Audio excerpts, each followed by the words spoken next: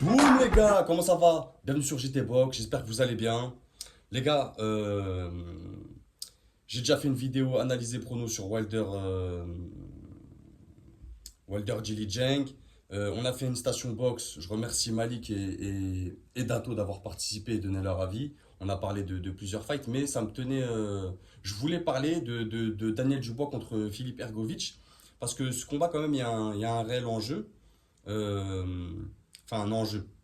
C'est pas vraiment un enjeu, mais c'est une opportunité. Le gagnant de ce combat, il peut potentiellement prendre Anthony Joshua à Wembley. Et je trouve qu'en termes d'historique boxe et de visibilité, ça serait incroyable. Bref, on va en parler.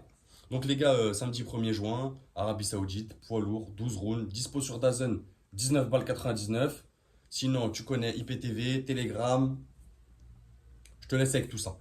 Daniel Dubois, les gars, c'est top 6 mondial, top 3 anglais, 22 combats, 20 victoires, 2 défaites, 0 match nul, 19 victoires avant la limite. Donc c'est comme c'est un puncher, tu vois.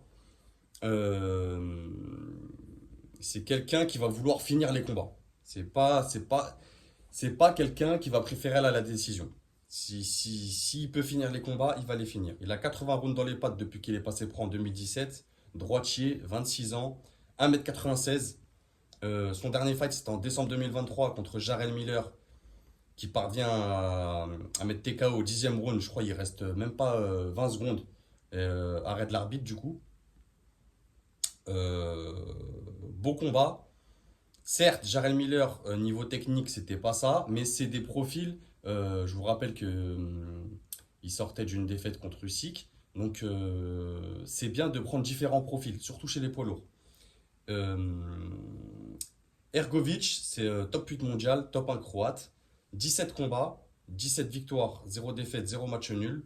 14 victoires avant la limite. Ça va pas être un gros puncher, mais s'il voit une faille, il va se mettre dedans. 74 rounds depuis qu'il est passé pro en 2017. Droitier, 31 ans, 1m98, donc ils font à peu près la même taille. Son dernier fight, c'était aussi en décembre 2023 contre Marc Demory, qui était KO au premier round. Il n'y a pas eu de combat. Ça va être un reproche. Enfin, un reproche.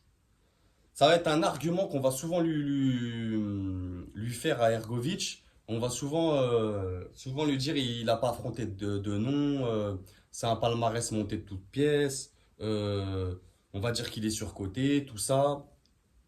C'est un peu de tout ça, c'est un mélange de tout ça, mais c'est quand même un très bon boxeur. Sur la chaîne, les gars, j'ai fait un sondage. Vous voyez 54% victoire de Dubois et 46% victoire de Ergovic. Je suis un peu comme vous. Je suis un peu partagé, mais je pencherai plus pour Dubois. Je vais m'expliquer pourquoi. Euh, Tout d'abord, la notion du sparring entre Ergovic et Dubois. Oui, ils ont fait un sparring. Oui, Ergovic, il l'avait malmené. Mais les gars, Dubois, il avait 22 ans. Donc ça fait 4 ans. C'est un boxeur qui a évolué, qui a fait beaucoup de combats. C'est plus le même.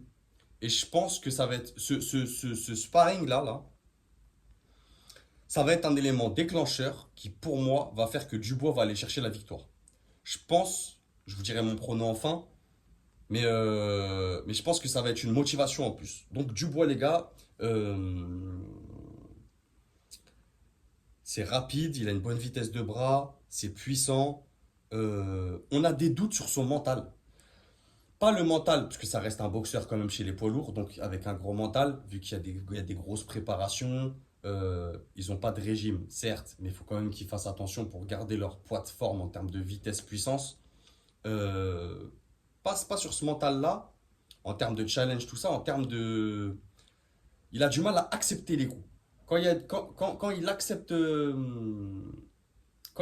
quand il accepte les coups, il a tendance à craquer vite mentalement, à lâcher prise, à se dire, bon, j'ai perdu le combat, j'abandonne. Il a tendance à abandonner vite. On l'a vu abandonner sur des directs. C'est pas zinzin. Donc à voir. Est-ce que ces combats lui ont donné de l'expérience? Ça, on va le voir avec Ergovic. Il a un bon cardio aussi, c'est précis, c'est un bon débit. Euh, faire attention, il a des bons déplacements, par contre, il a tendance à avoir les mains basses.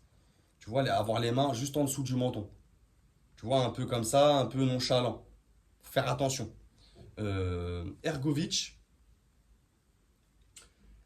il a perdu 2 fois en amateur, les gars, contre Yoka. Je tiens à vous le signaler quand même.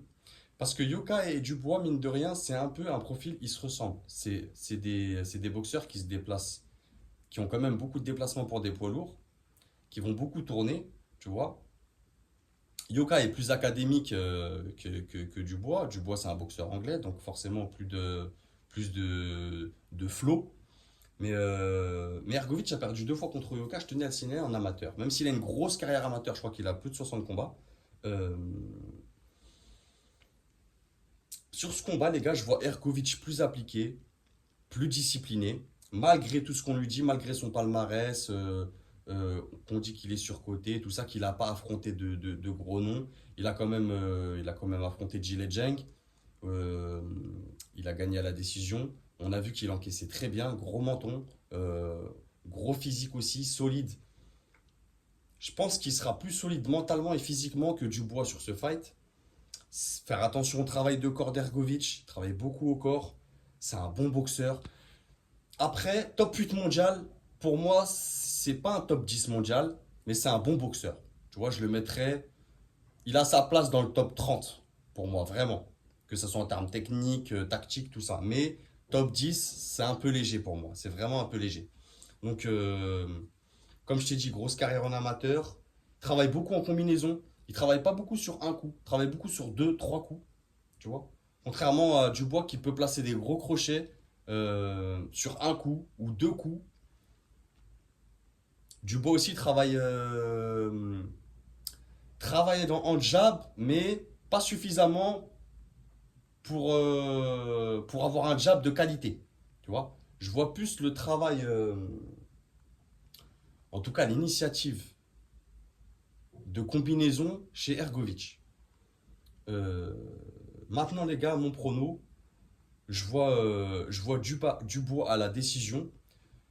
De par ce que je t'ai dit en début de vidéo, le sparring perdu, il était jeune, donc du coup, en gros, il veut prouver, je pense, à lui-même et à Ergovic que voilà, maintenant, c'est vrai que tu m'as pris en sparring, j'étais jeune, tout ça. Mais là, j'ai évolué, je suis un autre boxeur, donc je vais te le montrer. Mais je le vois pas aller mettre KO Ergovic. Ergovic, c'est quand même solide. Euh, Même si Dubois est puissant, je vois Dubois. Je pense que ça va être un match serré, les gars. Ça va se jouer à 2 points, tu vois, genre du 115-113, un truc comme ça, tu vois, la décision partagée. Je vois pas une décision unanime, parce que je vois quand même Ergovic faire le boulot. Je pense qu'ils vont nous faire un très très beau combat. On va avoir un très beau combat sur une très belle carte. J'espère qu'on va avoir que des beaux combats, les gars. Mais je vois Dubois qui a plus de choses à prouver, qui a plus faim aussi, qui a plus d'intérêt aussi à aller chercher un Joshua à Wembley. Ça m'intéresse plus Joshua Dubois à Wembley qu'un Joshua Ergovic à Wembley. Ergovic, on peut dire ce qu'on veut, c'est pas quelqu'un qui fait vendre. Euh, c'est un Croate, donc personnalité discrète de base. Donc voilà les gars, voilà mon prono. Euh, N'oubliez pas d'aller checker Station Box. N'oubliez pas d'aller voter si c'est pas fait. Abonnez-vous si vous passez par là, les gars. Donnez-moi de la force. Merci à vous. Prenez soin de vous et on se retrouve bientôt, les gars. Ciao.